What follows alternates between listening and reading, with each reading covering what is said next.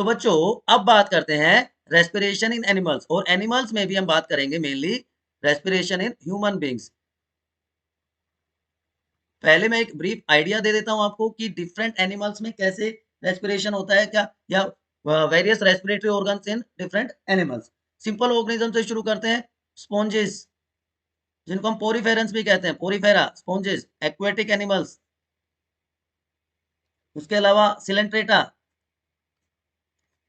Flatworms, ये सारे के सारे ऑर्गेनिज्म एक ही तरह का रेस्पिरेशन शो करते हैं कि जनरल बॉडी सरफेस के थ्रू गैसेस एक्सचेंज हो जाता है। जनरल बॉडी सरफेस के through simple diffusion process sufficient होती है फॉर गैसियस एक्सचेंज। ठीक है। दूसरे एनिमल्स में बात करें, जैसे अर्थवॉर्म है, फ्लैटवॉर्म का मैंने बताया आपको कि सिंपल डिफ्यूजन प्रोसेस के थ्रू बॉडी सरफेस के थ्रू गैसियस एक्सचेंज हो जाएगा। अर्थवॉर्म में जो क्यूटिकल होता है स्किन का, वो मॉइस्ट होता है, उसके थ्रू गैसियस एक्सचेंज हो जाता है। तो मॉइस्ट क्यूटिकल के थ्रू एक्सचेंज हो जाएगा अर्थवॉर्म। उसके बाद बात आती है इंसेक्ट्स की। इंसेक्ट्स में स्पेशल नेटवर्क होता है जिसको क्या कहते हैं हम, ट्रैकियल सिस्टम। और ट्रैकियल सिस्टम में स्पाइरेकल्स हेल्प करते हैं गैस एक्सचेंज। तो इंसेक्ट्स में स्पाइरेकल की हेल्प से हो गया गैस एक्सचेंज। फिशेज जो एक्वेटिक एनिमल्स है ना, फिशेज में गिल्स के थ्रू रेस्पिरेशन होगा। अच्छा, एक और चीज, एक्वेटिक आर्थ्रोपोड्स होते हैं। एक्वेटिक आर्थ्रोपोड्स मतलब आर्थ्रोपोडा और मोलस्का, जो एक्वेटिक एनिमल्स हैं, उसमें ब्रैंकियल रेस्पिरेशन होगा। Arthropoda and Mollusca, aquatic arthropoda की बात कर रहे हैं, उसमें ब्रैंकियल रेस्पिरेशन होगा। ब्रैंकियल रेस्पिरेशन क्या होता है? गिल्स के थ्रू जब रेस्पिरेशन होता है ना, तो उसको ब्रैंकियल रेस्पिरेशन कहते हैं। फिशेज में भी वही ब्रैंकियल रेस्पिरेशन देखने को मिलता है। ये गिल स्लिट्स जब ऑक्सीजन आएगी, चलिए आगे बताता हूँ, पहले एक बार फिशेज में गिल्स के थ्रू होगा। टेरेस्ट्रियल आर्थ्रोपोड्स में क्या, एक्वेटिक आर्थ्रोपोड तो मैंने बता दिया, टेरेस्ट्रियल आर्थ्रोपोड्स में कैसे होगा? टेरेस्ट्रियल आर्थ्रोपोड्स में कैसे रेस्पिरेशन होता है? वहां पर होता है लंग्स की हेल्प से, तो उसको कहते हैं पल्मनरी रेस्पिरेशन। तो रेप्टाइल्स, बर्ड्स, मैमल सब में लंग्स के हेल्प से होता है, जिसको पल्मनरी रेस्पिरेशन कहते हैं। एम्फीबियंस में, फ्रॉग में तो गजब काम होता है, गजब हुआ। फ्रॉग में होता है भाई बहुत टाइप का रेस्पिरेशन। वहां पे स्किन के थ्रू भी रेस्पिरेशन होता है, उसको कहते हैं क्यूटेनियस रेस्पिरेशन। ठीक है। और फ्रॉग में मॉइस्ट स्किन के थ्रू हो गया, उसके अलावा उसमें लंग्स भी होते हैं। जब वो लैंड पे होता है तो उसमें पल्मनरी रेस्पिरेशन, क्या हो गया, कलर चेंज करो भाई, उसमें पल्मनरी रेस्पिरेशन भी होता है। ठीक है ना। अब एक्वेटिक एनिमल्स कैसे करते हैं, देखिए एक्वेटिक एनिमल्स लेते हैं डिजोल्व ऑक्सीजन, जो वाटर में डिजोल्व है ऑक्सीजन, उसको लेते हैं। अब ऑब्वियस सी बात है, एक तो टेरेस्ट्रियल ऑर्गेनिज्म है, जो लैंड पे रहता है एनिमल, उसके पास तो सारी की सारी ऑक्सीजन अवेलेबल है, लेकिन जो डिजोल्व ऑक्सीजन है वो लेस होगी as compare to on land, है ना। तो जो डिजोल्व ऑक्सीजन है वो कम है as compare to air oxygen और एयर अवेलेबल ऑन लैंड। इसीलिए ब्रीदिंग रेट फास्टर होता है एक्वेटिक एनिमल्स में as compare to terrestrial animals. देखिए फिशेज में कैसे होगा, इनहेलेशन हो रहा है, ऑक्सीजन की एंट्री हो रही है, तो माउथ ओपन है, तो वाटर में जो डिजोल्व ऑक्सीजन है वो एंटर होगी, गिल कवर जिसको क्या कहते हैं अपर्क्यूलम, वो क्लोज हो जाते हैं और ऑक्सीजन एंटर कर गई बॉडी गिल्स में। लेकिन जब एक्सहेलेशन होगा तो माउथ यहाँ पे क्लोज है, गिल कवर जो अपर्क्यूलम है वो ओपन हो गया, उसके थ्रू CO2 बाहर चली जाएगी। तो इस तरह से गैसेस एक्सचेंज होता है एक्वेटिक एनिमल्स में, लाइक फिशेस, पिचिज पिचिज। तो एक्वेटिक एनिमल जो है डिजोल्व ऑक्सीजन लेते हैं, गिल्स के थ्रू रेस्पिरेशन होता है जिसको ब्रैंकियल रेस्पिरेशन कहते हैं। अब ब्रीथिंग के टाइम पे, इनहेलेशन के टाइम पे माउथ ओपन होगा, एक्सहेलेशन के टाइम पे माउथ क्लोज होगा। तो अमाउंट जो डिजोल्व ऑक्सीजन का है कम है एयर के कंपैरिजन, लैंड के कंपैरिजन में, तो rate of breathing is higher in aquatic organism as compare to terrestrial organisms. ठीक है बच्चों, तो ये तो बात होगी अलग अलग एनिमल्स में किस तरह से रेस्पिरेशन परफॉर्म होता है, ओरिफेरा से लेके हमने, और coelenterata, platyhelminth, insects, mollusca, arthropoda, amphibian, reptile, birds, mammal, सबकी बात कर ली। ठीक है ना। अब हम बात करते हैं अपनी। हम तो सेल्फिश है ही नहीं जी, हम तो दुनिया की सोचते हैं, सारे एनिमल्स के बारे में हमने बता दिया। अब थोड़ी सी खुद की बात करेंगे। Respiration human beings, well organised, well coordinated respiratory system मिलता है ह्यूमन बींग्स में। तो रेस्पिरेटरी सिस्टम जो है वो स्टार्ट कहाँ से होता है? वो होता है नोस्ट्रिल से, है ना? नोस्ट्रिल से स्टार्ट होता है।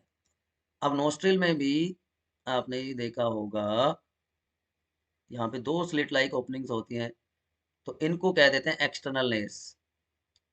एग्जैक्टली यहाँ से शुरू होता है हमारा respiratory system, and it is the only part of human respiratory system which is in direct contact with the atmosphere.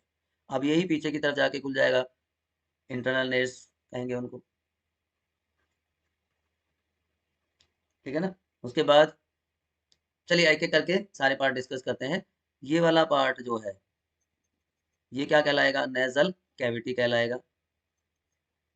आप खुद फील करके देखिए, ये नेजल कैविटी हो गया। अब ये नेजल कैविटी 2 पार्ट में डिवाइड है, तो ये डिवीजन वाला पार्ट क्या होता है? इसको कहते हैं नेजल सेप्टम।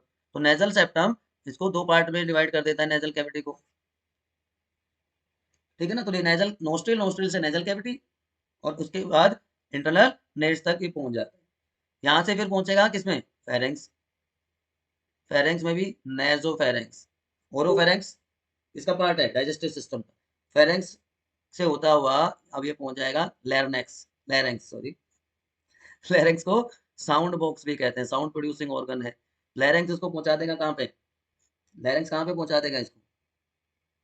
ट्रैकिया, जिसको विंड पाइप कहेंगे, और फिर वहां से पहुंच जाएगा रेस्पिरेटरी ऑर्गन, लंग्स में। तो ये पाथवे होता है ह्यूमन रेस्पिरेटरी सिस्टम के, ये मेन पार्ट्स होते हैं। तो nose, nasal passage, trachea, bronchi, lungs, diaphragm, इनकी बात भी करेंगे। डायफ्राम क्या होता है? देखिए ये हमारा क्या है? एब्डोमेन है। तो ये इससे ऊपर का जो पार्ट है उसको कहते हैं थोरेसिक कैविटी, और इससे नीचे का जो पार्ट है वो क्या कहलाएगा? Abdominal cavity. Thoracic cavity and abdominal cavity. तो ये जो पार्ट है, जो थोरेसिक कैविटी का एंड पॉइंट है, वो क्या कहलाएगा? डायाफ्राम। बहुत इंपॉर्टेंट रोल प्ले करेगा ब्रीथिंग में। तो ये जो वेल ऑर्गेनाइज सिस्टम है, इसको हम कह देते हैं रेस्पिरेटरी सिस्टम। अब देखिए थोड़ा समझते हैं, बिल्कुल आसानी से समझेंगे। एटमॉस्फेयर से जो एयर है वो एंटर करती है कहाँ पे? नोस्ट्रिल में, मैंने अभी आपको बताया। तो नोस्ट्रिल में सबसे पहले एयर एंटर करेगी एक्सटर्नल लेयर्स में। कोई कंफ्यूजन? तो पेयर्ड स्ट्रक्चर है, ठीक है ना, जिनको हम एक्सटर्नल लेयर्स कह रहे हैं। अब ये एक्सटर्नल लेयर्स ओपन होते हैं नेजल कैविटी में। ये भी थिन डेलिकेट कार्टिलेजनस पैसेजवे है, जो कि डिवाइड हो गया 2 पार्ट में with help of nasal septum. यहाँ तक कोई कंफ्यूजन? उसके बाद ये पहुंच जाएगा कहाँ पर? इंटरनल लेयर्स में, जो इसकी दूसरी साइड है। इंटरनल लेयर्स में पहुंच गया, ये इसकी ओपनिंग होगी जो खुल जाएंगी कहाँ पे? फेरेक्स में। यहाँ तक मैं ऑलरेडी आपको बता चुका था, ठीक है? Pharynx provide common passageway for food and air. Air के लिए तो क्या होगा? ओरोफेर नो सॉरी नेजोफेरेंक्स और लेरेंगोफेरेंक्स, जबकि फूड के लिए क्या होगा? ओरोफेरेंक्स। तो कॉमन पैसेजवे है फॉर फूड एंड एयर। यहाँ से फूड पहुंच जाएगा, सॉरी फूड, फूड नहीं, एयर पहुंचेगी नेजल कैविटी में, सॉरी larynx में। तो from the nasal passage air enter into the pharynx and then it go to the windpipe. Trachea does not collapse when there is no air in the trachea। ये चलो पहले हम थोड़ा सा आगे पहुंचे, एक स्लाइड इंसर्ट करके आपको एक्सप्लेन। अब हम देखिए कहाँ पहुंचे हैं, हम पहुंच गए लैरिंक्स, ठीक। लैरिंक्स को साउंड बॉक्स भी कहा जाता है, लैरिंक्स और sound box sound producing organ होता है। अब प्यूबर्टी तक दोनों मेल और फीमेल में ये सेम दिखता है, कोई डिफरेंस नहीं होता अप टू प्यूबर्टी। लेकिन प्यूबर्टी के बाद मेल्स में ये हो जाता है प्रोमिनेंट। आप फील करिए, आप में वो चेंजेस आना शुरू हो गए होंगे, प्यूबर्टी वाले चेंजेस आना शुरू हो गए होंगे। तो यहाँ पर ही प्रोमिनेंट हो जाता है due to presence of Adam's apple. Females में एडम्स एपल नहीं होता है। नेक में आप देखिए, फील हो रहा है कुछ? नहीं हो जाएगा, अभी नहीं हुआ तो 11th क्लास तक हो जाएगा, ठीक। अब लैरिंक्स में होते हैं अलग अलग टाइप के कार्टिलेजेस, जिसमें सबसे इंपॉर्टेंट है एपिग्लोटिस। ठीक है, लीफ शेप स्ट्रक्चर होती है।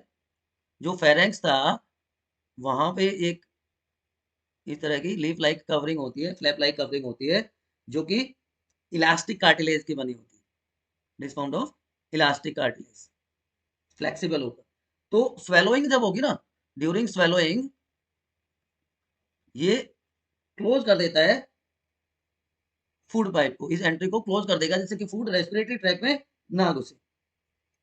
तो ये एपिग्लोटिस इंपॉर्टेंट फंक्शन करता है। इसके अलावा कुछ और कार्टिलेजेस होते हैं, मैं सिर्फ अभी आपको नाम बता देता हूँ, डिटेल में आपको जाने की जरूरत नहीं है। थायराइड कार्टिलेज होती है, यहाँ पे लार्जेस्ट कार्टिलेज है थायराइड। एक हो गया एपिग्लोटिस, दूसरी हो गई थायराइड कार्टिलेज, उसके बाद होती है cricoid cartilage, then cartilage of Santorini, cartilage of Santorini. सिर्फ नाम याद रखना है, नाम भी याद नहीं तो कोई बात नहीं, ठीक है ना। और आर्टिनोइड कार्टिलेज होती है, retinoid, and one more cricoid, arytenoid, Santorini, and एक और होती है ETC-CCA, चलिए याद आएगा। तो ये नाम सिर्फ आपको याद रखने हैं। अगर आप में से किसी को याद ना रहे तो कोई टेंशन वाली बात नहीं, आपको इतना याद रख लेना, एपिग्लोटिस वाला पोर्शन। ठीक है, अब मैं बता रहा था कि ये साउंड बॉक्स इसको क्यों कहते हैं। यहाँ पे दो पेयर वोकल कॉर्ड्स के प्रेजेंट होते हैं, true vocal cord and false vocal cords. And the vocal cord में जो वाइब्रेशन होते हैं वो साउंड प्रोड्यूस करते हैं। Vibration in vocal cord produces sound. तो वोकल कॉर्ड्स थिक होंगे किसमें, मेल्स में, thicker in males as compare to female. तो ये वाइब्रेट करेंगे स्लोली, भाई बड़े हैं ठीक है तो स्लोली वाइब्रेट करेंगे। तो मैन की जो वॉइस होती है कैसी होती है, लो पिच्ड वॉइस। जबकि जो किड्स हैं, जो फीमेल हैं, उनमें ये होते हैं थिन, तो ये हाई पिच्ड वॉइस प्रोड्यूस करते हैं। आपने देखा होगा ना, जब बच्चा रोता है तो उसकी आवाज बहुत दूर तक जाती है ना, यही reason. So sound is produce by few vocal cords only. False तो नाम से ही पता चल गया ना, फॉल्स जो है फर्जी हो गया वो तो। उसके बाद नेक्स्ट पार्ट में चले हम, तो नेक्स्ट में आ जाता है हमारा ट्रैकिया। लैरिंक्स से एयर कहाँ जाएगी, ट्रैकिया में, जिसको हम कह देते हैं विंड पाइप, ट्रैकिया और विंड पाइप। ठीक, ये बना होता है sorry pseudo stratified, pseudo stratified columnar, important है ये line, ciliated epithelium, pseudo stratified columnar epithelial tissue से बना होता है, जहाँ पे म्यूकस ग्लैंड या ग्लैंडुलर सेल्स प्रेजेंट होती हैं। विंड पाइप होता है ये। और ये ट्रैकिया बना होता है incomplete C shaped cartilaginous rings का, incomplete C shaped cartilaginous rings का बना होता है, which prevents collapsing of respiratory tract when there is no air in the tract। अब ये दो पार्ट में, दो ब्रांचेस में डिवाइड हो जाता है, and each branch enter into the lungs of the respective side. तो जो ब्रांच बनी उसको कहते हैं प्राइमरी ब्रोंकाई। ये प्राइमरी ब्रोंकाई फर्दर डिवाइड हो जाती है सेकेंडरी ब्रोंकाई में, और secondary bronchi still give rise to fine branches, जिनको हम बच्चों कह देते हैं tertiary bronchi. So primary, secondary and tertiary bronchi are produced. इसके बाद ये ब्रोंकाई बना देते हैं स्टिल फाइन स्ट्रक्चर्स, जिनको ब्रोंक्यूल्स कहा जाएगा,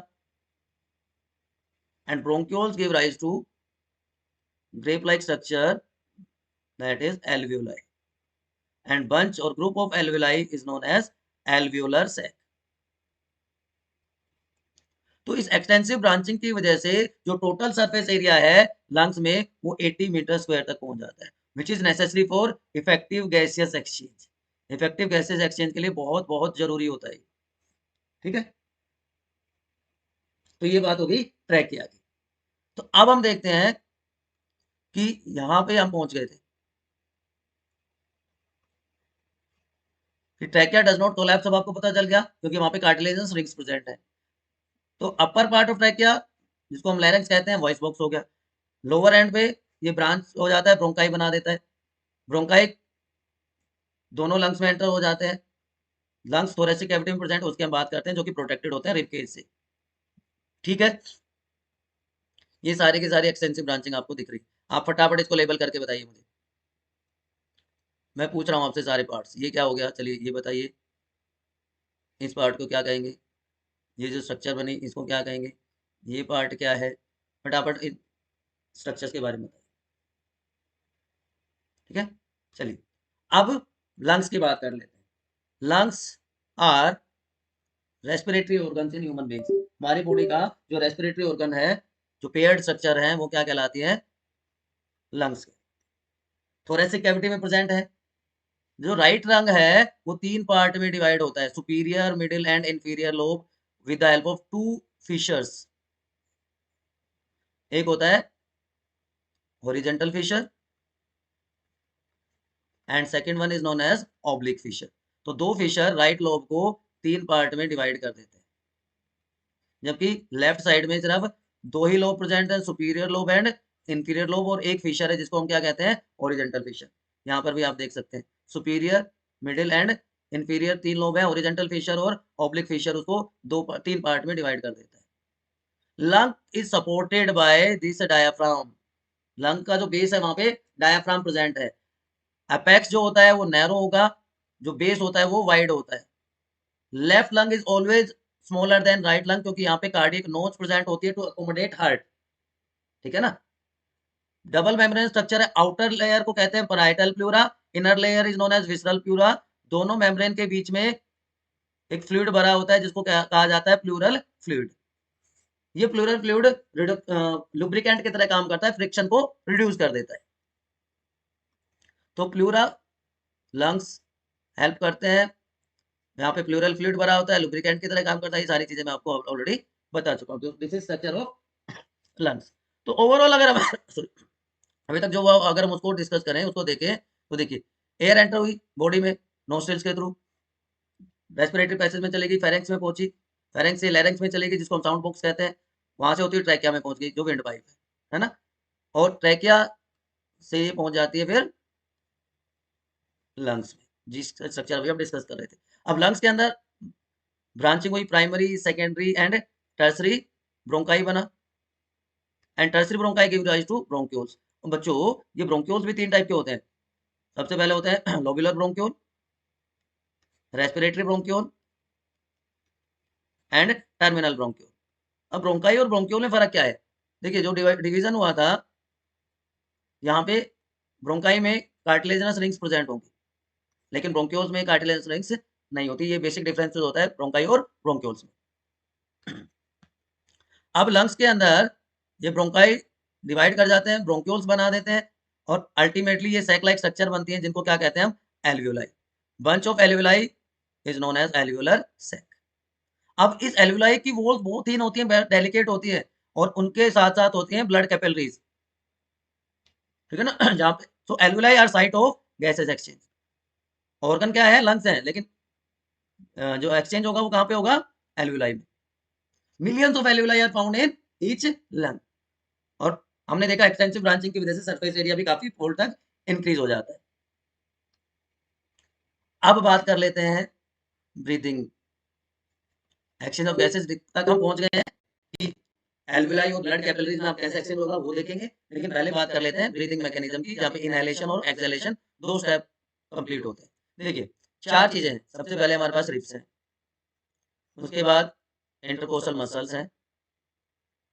अब इंटरकोस्टल मसल्स क्या होती है, वो मसल जो रिब्स के साथ अटैच है उनको इंटरकोस्टल मसल्स कहेंगे। उसके बाद डायफ्राम है एंड थोरेसिक कैविटी। ये 4 स्ट्रक्चर्स हैं जिनमें चेंजेस होंगे। तो सबसे पहले आप सांस लेके देखिए, 2 प्रोसेस है हमारे पास, इनहेलेशन एंड एक्सहेलेशन। आप सांस लेके देखिए, आपको खुद फील होगा, तो रिब्स अपवर्ड मूव कर रही है, इनहेलेशन के टाइम पे सांस छोड़िए, रिब्स डाउनवर्ड आ रही है। जब रिब्स अपवर्ड जा रही है तो उनके साथ जो मसल्स इंटरकोस्टल अटैच्ड है वो भी रेज्ड अप हो जाएंगी, और इसके केस में दे गेट्स लोवर्ड। अब जो डायफ्राम है नॉर्मली ये क्या होता है, फ्लैट होता है, लेकिन एक्सेलेशन के टाइम पे ये डोम शेप्ड हो जाएगा। अब जब डोम शेप्ड हो गया तो थोरेसिक कैविटी का वॉल्यूम डिक्रीज होगा और यहाँ पे ज्यादा रहेगा, ऑक्सीजन यूटिलाइज होगी। तो पार्शियल प्रेशर ऑक्सीजन का थोरेसिक कैविटी में है लेस, लेकिन आउटसाइड है हाई, तो हाई से लो की तरफ ऑक्सीजन एंटर कर जाती है। At the same time CO2 is produce as a by product also. तो PCO2 थोरेसिक कैविटी में ज्यादा है, बाहर एटमॉस्फेयर में कम है, तो हाई से लेस की तरफ CO2 का मूवमेंट हो जाता है, एक्सेलेशन। बिल्कुल सिंपल है ना ब्रीथिंग का मैकेनिज्म, समझ में आ गया होगा, कोई किंतु परंतु है नहीं है, बहुत अच्छी बात है। देखिए इसको अच्छे से समझाते हैं। इनहेलेशन में क्या हो रहा है, लंग्स एक्सपैंड करेंगे, क्यों, फ्रेश एयर आई, ठीक है, diaphragm flat, ribs upward outward, ribs upward, intercostal muscles raised up हो जाएंगे, वॉल्यूम थोरेसिक कैविटी का बढ़ जाएगा, पार्शियल प्रेशर ऑक्सीजन का थोरेसिक कैविटी में कम है, पार्शियल प्रेशर ऑक्सीजन का एटमॉस्फेयर में हाई है, तो हाई से एटमॉस्फेयर से ऑक्सीजन लेस लंग्स में एंटर कर जाती है, लंग्स एक्सपेंड कर जाते हैं to accommodate that air. Exhalation में बिल्कुल रिवर्स हो जाएगा, डायफ्राम डाउन शिफ्ट हो गया, थोरेसिक कैविटी का वॉल्यूम डिक्रीज हो गया, पार्शियल प्रेशर CO2 का अंदर ज्यादा, एटमॉस्फेयर में पार्शियल प्रेशर कम है, तो हाई से लो की तरफ CO2 बाहर जाएगी, लंग्स कॉन्ट्रैक्ट कर जाएगी, ठीक है। चलिए अब गैस सेक्शन की बात करते हैं between alveoli and blood capillaries. देखो बेटा ये जो मेम्ब्रेन है ना, एल्विलाई की जो मेम्ब्रेन है वो बहुत डेलिकेट है, बहुत थिन है, this membrane is very thin. इसके साथ साथ जो ये ब्लड कैपिलरीज हैं ये भी थिन होती है, तो exchange of gases between alveoli and blood capillary, इसी को तो कहते हैं एक्सटर्नल रेस्पिरेशन, ठीक है। तो एल्विलाई की वॉल है बहुत, एल्विलाई की वॉल है बहुत थिन, और उनमें ब्लड कैपिलरीज हैं चारों तरफ, तो कंसंट्रेशन ऑफ ऑक्सीजन हाई है एल्विलाई में ब्लड कैपिलरीज के कंपैरिजन में, तो एक्सेलेशन के टाइम पे ऑक्सीजन डिफ्यूज हो जाएगी एल्विलाई से ब्लड कैपिलरीज में। यहाँ पे हाई अभी दिखाता हूँ, पार्शियल प्रेशर की बात आपको समझाता हूँ। देखिए ये बाहर है, एक्सटर्नल एटमॉस्फेयर की बात है, यहाँ PO2 हाई है, यहाँ PCO2 लो है, ठीक। अब ये हमारी ब्लड कैपिलरी है, ये हमारा एल्विलाई है। देखिए एल्विलाई में पार्शियल प्रेशर ऑक्सीजन का 104, पार्शियल प्रेशर CO2 का 40। देखिए तीनों जगह बताता हूँ। एल्विलाई में देखते हैं पहले, एल्विलाई में PO2 104 और PCO2 40। अब कहाँ जाएंगे, अब आ जाएंगे कैपिलरीज में, ब्लड कैपिलरी, ब्लड कैपिलरी में पार्शियल प्रेशर ऑक्सीजन का कितना है 100 ऑक्सीजनेटेड ब्लड में, और 40 डीऑक्सीजनेटेड, PCO2 40। अगर डीऑक्सीजनेटेड है तो पार्शियल प्रेशर ऑक्सीजन का हो जाएगा 40 और CO2 का हो जाएगा 45, क्योंकि CO2 मिक्स होगी। अब देखिए एल्विलाई में ये है और कैपिलरीज में ये है, तो हाई से लो की तरफ ऑक्सीजन अंदर आ गई, लेकिन CO2 45 से यहाँ पे कितना है 40, तो हाई से लो की तरफ CO2 बाहर जाएगी, तो एक तरह से गैसेस का एक्सचेंज हो जाएगा, ठीक है, समझ में आ गई बात। तो जो टोटल सरफेस एरिया बढ़ा था 80 मीटर स्क्वायर तक पहुंच गया था, ये बहुत जरूरी है। अब आपके एनसीईआरटी में क्वेश्चन है, why diffusion is not sufficient to meet oxygen requirement of multi cellular organism, higher organism including human beings. देखो बेटा डिफ्यूजन है एक स्लो प्रोसेस, अब यूनिसेलुलर ऑर्गेनिज्म में तो एक ही सेल में सारे काम होने, वो डायरेक्ट कॉन्टैक्ट में एटमॉस्फेयर में, तो डिफ्यूजन सफिशिएंट हो गया। लेकिन ह्यूमन बीइंग्स में मल्टी सेलुलर ऑर्गेनिज्म में billions trillions of cells are found, और ये सेल्स डायरेक्ट कॉन्टैक्ट में तो हो ही नहीं सकती एटमॉस्फेयर के, तो अभी हमने यहाँ पे 4-5 सेल बनाई है, तो यहाँ से यहाँ तक जाने में टाइम लगेगा। तो जो इनर मोस्ट सेल है वहां तक ऑक्सीजन अगर डिफ्यूजन के थ्रू पहुंचेगी तो पहुंचते पहुंचते आत्मा और परमात्मा का मिलन हो जाएगा, 3 साल लग जाएंगे लंग्स टो से बॉटम तक पहुंचने के, लंग्स तक पहुंचने में, ठीक है ना, इसलिए ये प्रैक्टिकली पॉसिबल नहीं है। अब इसलिए जो लार्ज साइज एनिमल्स हैं वहां पे डिफ्यूजन प्रेशर सफिशिएंट नहीं होता है टू सप्लाई ऑक्सीजन, तो इसका सॉल्यूशन क्या है, तो नेचर ने हमें क्या दिया है, एक रेस्पिरेटरी पिगमेंट दिया है, जिसको हम कहते हैं हीमोग्लोबिन, और ये हीमोग्लोबिन प्रेजेंट होता है हमारी आरबीसीज में। तो ये हीमोग्लोबिन ऑक्सीजन के साथ कंबाइन करके एक अनस्टेबल कंपाउंड बनाता है ऑक्सी हीमोग्लोबिन। अब ऑक्सीजन और हीमोग्लोबिन जुड़ गए, अब ये ब्लड के साथ पूरी बॉडी में सर्कुलेट करेगा, जहां पे भी सेल को रिक्वायरमेंट है ये दोबारा से डिसोसिएट हो जाएगा ऑक्सीजन और हीमोग्लोबिन में। ऑक्सीजन उस सेल को, उस टिश्यू को सप्लाई हो जाएगी, और जो हीमोग्लोबिन है वापस से फर्दर ऑक्सीजन के साथ कंबाइन करा जाएगा, फिर ऑक्सी हीमोग्लोबिन बना लेगा। तो इस तरह से प्रोसेस चलती रहेगी, ठीक है ना। तो in large size animals diffusion is not sufficient to deliver oxygen to all parts of the body. तो यहाँ पे रेस्पिरेटरी पिगमेंट ऑक्सीजन को लेते हैं, जो कि हीमोग्लोबिन है हमारे केस में, and it is high affinity for oxygen. तो ऑक्सी हीमोग्लोबिन बना के और ये बॉडी सेल्स को ऑक्सीजन सप्लाई कर देगा। Clear to everyone.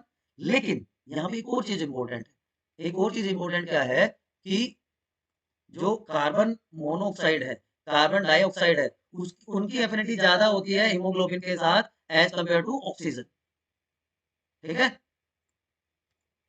उनकी एफिनिटी ज्यादा होती है एज कंपेयर टू ऑक्सीजन।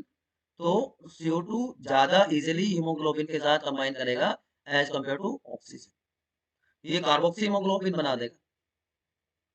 लेकिन carbon dioxide mainly bicarbonate ion की फॉर्म में ट्रांसपोर्ट होती है। 70% ऑक्सीजन है ना, वो बाइकार्बोनेट आयन की फॉर्म में ट्रांसपोर्ट होती है, जबकि ऑक्सीजन जो है 93% ऑक्सीजन ऑक्सी हीमोग्लोबिन की फॉर्म में ही ट्रांसपोर्ट होती है, इसलिए हमारा बचाव हो जाता है। तो ये एफिनिटी ऑक्सीजन, कार्बन मोनोऑक्साइड और कार्बन डाइऑक्साइड। अब इस क्वेश्चन का आंसर आप दीजिए, what is residual volume and why it is important. The amount of oxygen left in the lungs after forceful expiration is known as residual volume. Forceful expiration के बाद भी हमारे lungs में जो ऑक्सीजन बच जाती है उसको हम क्या कह देते हैं बच्चों, उसको हम कह देते हैं रेजिडुअल वॉल्यूम। ये रहा, ठीक है, ये 1100 से 1200 ml एयर हमेशा हमारे लंग्स में होती है। अब आपने सुना होगा smoking is injurious to health. Yes, very much injurious to health. अब देखिए अलग अलग चीजें कैसे अफेक्ट करती है हमारी हेल्थ को। ये स्मोकिंग है ना, जो हमारे सीलिया को डिस्ट्रॉय कर देती है। अपर रेस्पिरेटरी ट्रैक में जो सीलिया होते हैं, उसकी वजह से जो जर्म्स एंड डस्ट पार्टिकल है वो ट्रैक नहीं होता है, डायरेक्ट लंग्स में पहुंच जाएंगे, इन्फेक्शन हो जाएगा, कफ हो जाएगा, लंग कैंसर हो जाएगा, डेथ हो जाएगी। Smoke like tobacco heart attack कर देता है, पल्मोनरी डिजीज को कर देता है। जो गुटखा तंबाकू खाते हैं, चू करते हैं, उससे ओरल कैंसर हो जाता है। किसी भी तरह का जो टोबैको है वो सबसे पहले टंग को, फिर लंग्स को, फिर हार्ट को, फिर लिवर को, सारे पार्ट्स को डैमेज करना शुरू कर देता है। तो इसलिए ये खतरनाक बीमारी से बच के रहने में ही भलाई है, ठीक है ना। तो अब तक आपको समझ में आ गया कि कैसे एल्वेलाई में गैसेस एक्सचेंज होता है, कैसे रेस्पिरेटरी पिगमेंट का रोल होता है। तो इंटरनल रेस्पिरेशन में अभी तक हमने देख लिया कि ऑक्सीजन डिफ्यूज हो गई ब्लड कैपिलरीज में और CO2 बाहर निकल गई, कार्बन डाइऑक्साइड एक्सहेलेशन के थ्रू बाहर निकल जाती है, ऑक्सीजन इनहेलेशन के थ्रू आ जाती है। तो अब हमारी रेस्पिरेशन प्रोसेस हो गई कंप्लीट। हमने प्लांट्स की बात कर ली, हमने एनिमल्स की बात कर ली, हमने यूनिसेलुलर ऑर्गेनिजम्स की बात कर ली, हमने सारे के सारे डिफरेंट ऑर्गेनिज्म में क्या-क्या रेस्पिरेटरी ऑर्गन्स होते हैं उनको डिस्कस कर लिया। अब तो सिर्फ एक काम बच गया मेरे बच्चों, आपको करना क्या है, आपको ये होमवर्क कंप्लीट करना है कि कार्टिलेज रिंग का फंक्शन क्या होता है ट्रैकिया में, स्ट्रक्चर को एक्सप्लेन करना है, एल्वियोलाई क्यों होते हैं और उनका डिजाइन ऐसा क्या होता है, प्लूरल फ्लूइड क्या है और डायफ्राम, इसके लोकेशन और इसका फंक्शन बताना है। इसके आंसर कमेंट सेक्शन में आप जैसे दे दोगे ना, उसके बाद आपको ये करना है, ये करके दिखाओ। अगर आप पहले से हैं तो आपको पता है कि बायोनीति के कमेंट सेक्शन में जाकर आपको आपके आंसर्स बताने हैं। लेकिन अगर आप आए हैं नए, तो आपको चैनल को कर लेना है सब्सक्राइब। सब्सक्राइब के बाद लाइक कर देना है और अपने फ्रेंड्स के साथ उसको शेयर कर देना, जिससे उनको भी बेनिफिट मिले फ्री ऑफ कॉस्ट क्लासेस का। आपको पीवाईक्यू चाहिए, आपको पीडीएफ चाहिए, पीडीएफ तो हालाँकि मैं डिस्क्रिप्शन में भी डाल दूँगा। आपको और एमसीक्यू चाहिए, तो आप हमारे बायोनीति के टेलीग्राम चैनल को भी जॉइन कर लीजिए। तब तक पढ़ते रहिए। 2 लाइफ प्रोसेस हमने कंप्लीट कर ली, हमने न्यूट्रिशन और रेस्पिरेशन कंप्लीट कर लिया। Good luck, keep studying.